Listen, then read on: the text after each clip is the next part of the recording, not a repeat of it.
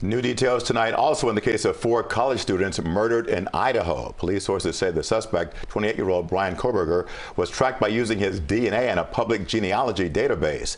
CBS 4's Carly Barnett is in the newsroom with what we know so far in this case. Carly. Well, Jim, Koberger is a PhD student and a teaching assistant of criminology, of all things. And one of his students said in an interview that Koberger seemed preoccupied in the weeks leading up to their winter break, no longer really grading their assignments, also coming in looking just kind of disheveled all the time. And one of the victim's fathers says this news of the arrest 7 weeks later, he has some hope for the first time in a long time. We're going to definitely look this guy and look him in his eyes. He's going to have to deal with this, and he has been dealing with this for 7 weeks. It's not about to end. Steve Gonsalves speaking on the arrest of Brian Koberger, the man accused of killing his 21-year-old daughter, Kaylee.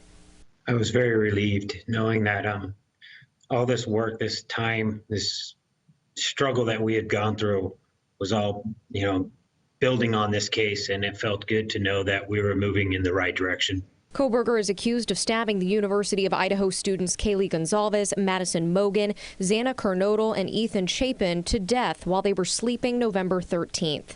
Koberger is a PhD criminology student at Washington State University and lived in Pullman, Washington, about a 15-minute drive from the victims. He was also a teaching assistant. And I see the guy's name and I see the picture, I'm thinking, that looks a lot like my TA who's also named Brian, but that would be crazy.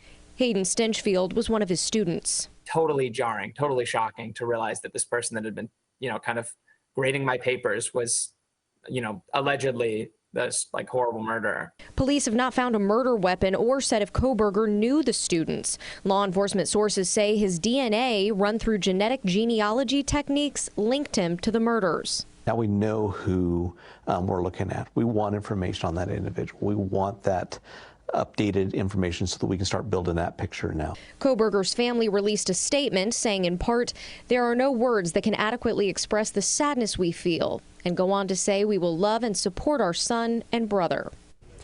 Koberger is due back in court in Pennsylvania tomorrow, and he could be extradited to Idaho as soon as 72 hours after that appearance. Live in the newsroom, Carly Barnett, CBS 4 News Tonight.